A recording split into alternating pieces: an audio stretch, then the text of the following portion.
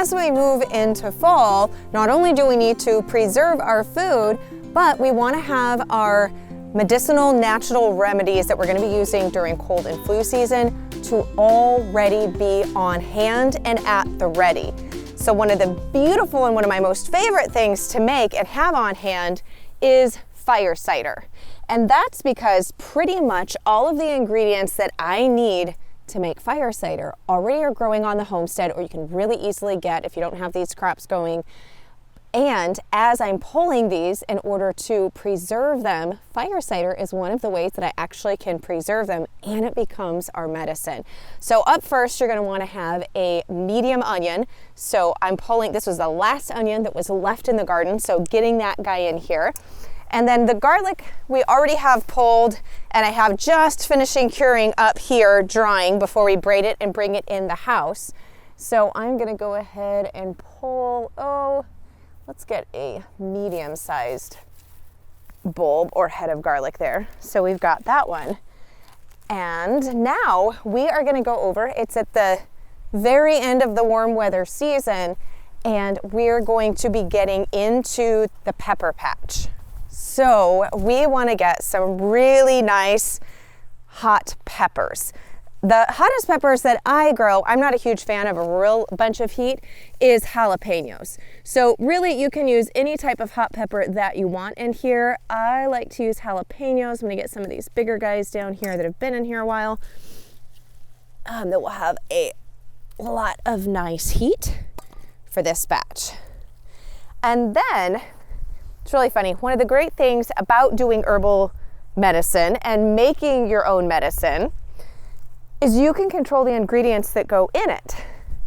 So you'll find that fire cider, while most fire cider recipes kind of have the same base of ingredients, you definitely can play with some of the things that you're putting in there. So one of the things that I like to add in there are some herbs. So I'm going to be adding in to this batch some thyme and some rosemary. So I'm going to come to the front of this rosemary bush where I have a little bit more vibrant, fresh growth that I haven't harvested off of lately.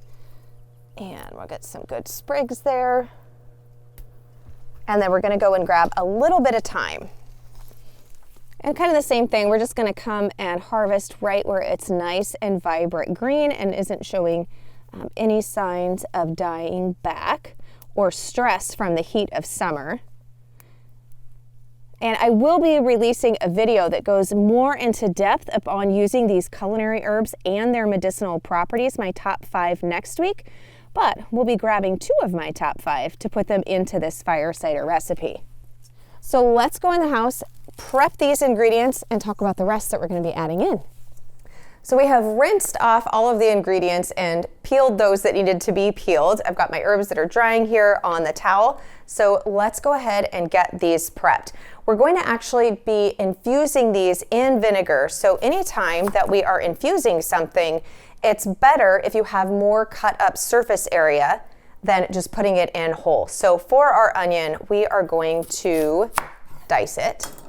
And onion is the first ingredient that we're going to be using in our fire cider. And onion is actually high in vitamin C. It also has anti-inflammatory, anti-cholesterol, anti-cancer, and antioxidant properties.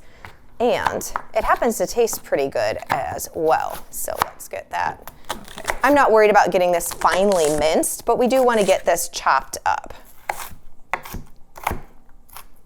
So I like to have my canning jar. Wide mouth is just easier to stuff stuff into when you're using your hands, but I also like to use a funnel because I tend to be a little bit messy in the kitchen, and this just helps, obviously hence the name funnel everything into the jar rather than letting it get all over the countertop. So we're going to add these in. Ooh, and those sulfur compounds are already going to work. My eyes are beginning to water. So I'm actually going to set this aside as we prep our next round of ingredients. And we are going to then move in with our garlic. Now for the exact amounts, I use a medium onion. I put all of this into a quart-sized jar, but if you want the exact amounts that I'm using for each of these and the written notes and the written recipe, you can go to the blog post that has a printable recipe card. Right beneath the video, we will have the link to that. Now for the garlic, we're looking to get approximately 1/4 cup of diced garlic. So we need to get all of this smashed and peeled. And when I'm doing a lot of cloves like this, I find it easier to use a bench knife. So I'm gonna use a wooden bench knife to get these guys smashed and peeled. It's just a larger surface area, and I tend to be accident prone, and that way I'm not gonna cut myself with the knife. So you can see, look, gorgeously smashed. And then we are just gonna remove that. Alrighty, so now I'm just gonna come through and we're just gonna do a rough chop, kind of between a little bit of mincing. I'm not worried if this is really finely minced, but we wanna definitely release all of the compounds in there. Now, when it comes to the medicinal properties of garlic, we have allicin, and that is released when it is chopped or chewed. So that's why I'm not just smashing these and putting them in there, that I'm actually cutting these up. And it's inactivated by cooking, but we are not cooking this. We are using this raw in our fire cider. And it has demonstrated antiviral properties in vitro against both rhinovirus and several other strains. And when participants of a specific study, which I will have links to the studies that I'm talking about in that blog post with the printable version of it, when they took 180 milligrams of allicin daily, they reported 64% fewer colds, and symptom durations were reduced by 70%. Now, the next ingredient, and you will see based upon medical conditions, what you have growing, what you have available, that it will change slightly, different variations of fire cider. A lot of traditional recipes or herbalists like to use horseradish root. Now, horseradish is very hot, but I happen to have thyroid issues, and so I choose to leave horseradish root out. One, it's not one that we're growing, so it's something that I would have to buy from the store, but two, because I do use the fire cider, and with thyroid issues, I choose to leave horseradish root out, but it is something that you will commonly see, and it is definitely an option to use in your fire cider. Now, the next thing that we're going to be putting in is our ginger, and I leave the peppers for last, just because I don't want the pepper juices all over the kitchen. They're gonna be the very last thing that we put in. So next up, we have got our ginger root. So I want 1/2 cup of ginger root. And if you've never used fresh ginger root before, ideally when you buy it from the store, wherever you're getting it, you don't want it to be wrinkled. So we want it to be plump and fresh with lots of the juice in there. So I'm gonna be focusing on this part of the root as far as putting it in for this recipe, and kind of leaving this where it's just a little bit more wrinkly and shrivelly. But fresh is ideal. You can freeze ginger root, which I have done if you're not going to use all of it or to have it on hand. But I find it easiest to peel it by just taking a spoon and then getting in there and just kind of peeling off like that with the back of, or the side, I should say, of the spoon. So ginger root, especially the fresh juice that we're getting because we're using this fresh root that will be extracted into the fire cider, has both anti-inflammatory and warming properties. So it's going to help stimulate the circulation system, which when you have a cold can be a really great thing, both the anti-inflammatory properties and the warming. But ginger root also has antiviral properties for both the flu, influenza, and cold viruses. However, and I will have notes on some of these different ones when you're using them in medicinal quantities, I should say, or using them beyond just culinary, medicinal wise, when you should be using precautions or contraindications. And ginger is one that if you have a blood clotting disorder or you're on blood thinning medications, you really need to proceed with caution. That's also something in my herb course that we go over in great detail, is safety as well as when to use them. And so you can get on the wait list for a bunch of sneak peeks and extra resources and information on using herbs medicinally at home at melissaknorris.com/herb class. Okay, so here is our 1/2 cup of diced fresh ginger root, and we're going to be adding that to our jar of goodies here. Yeah, pretty much all of them are at. I tell you what, this is smelling fantastic. And I'm gonna go ahead and add, it's about a tablespoon, 1 to 2 tablespoons of fresh herbs. And so I am really just kind of guessing at this. It's gonna be pretty close with these sprigs. And you can kind of crush them. You're gonna smell the aromatics, which is fabulous, as you're putting them in here and stripping the leaves, which is good because the crushed part is gonna help release them, which is why you don't really wanna crush herbs when you're harvesting them. You want to be crushing them or smashing them up right at the time of use so that those aromatics and medicinal properties are released when you're using them, not when you are harvesting them. We've only got 3 more ingredients to put in here. We have got a 1/4 teaspoon of dried cayenne pepper. I don't grow cayenne, so we've got this for additional heat. I'm gonna go ahead and toss that in there. And I saved our peppers for last. Now, I like to use jalapenos. You really can use any hot pepper that you like, because what we're after, the property of the pepper and why we're putting it in here is we want the capsaicin. So capsaicin is found in hot peppers, including jalapenos and cayenne, to name a few.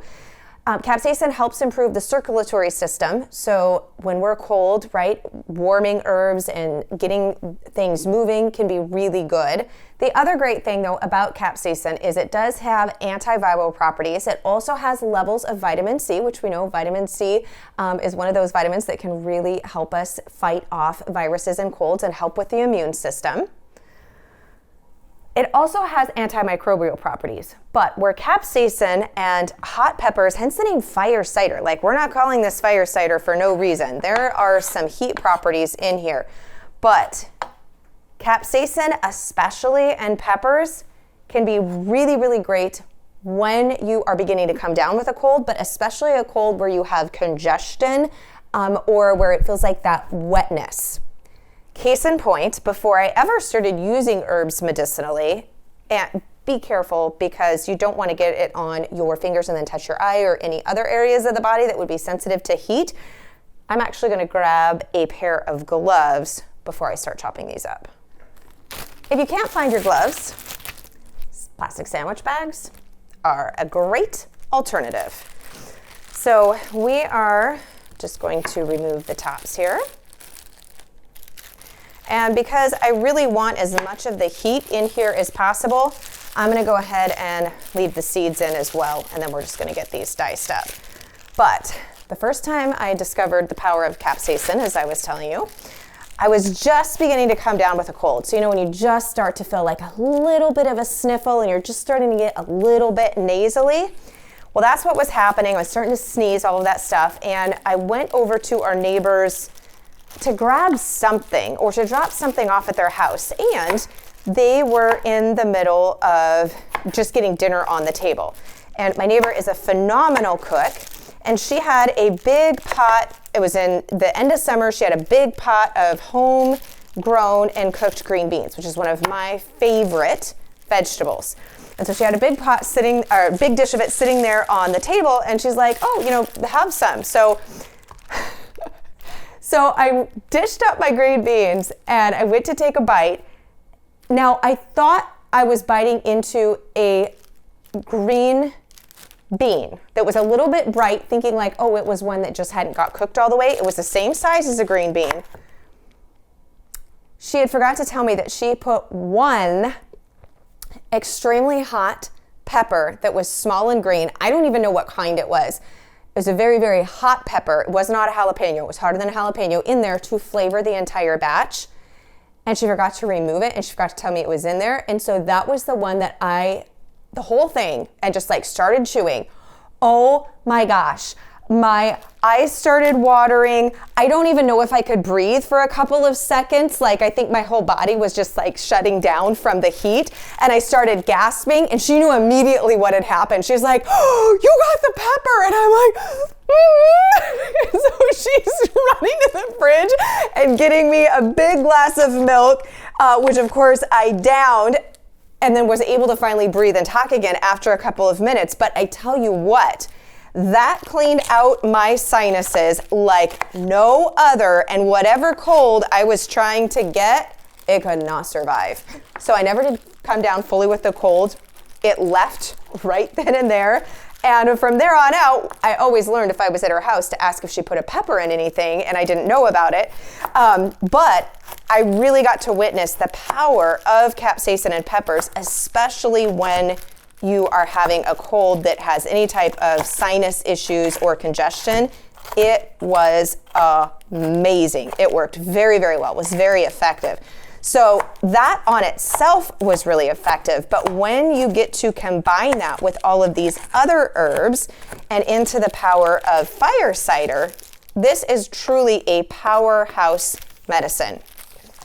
So now we're going to add this to our delightful jar of goodies.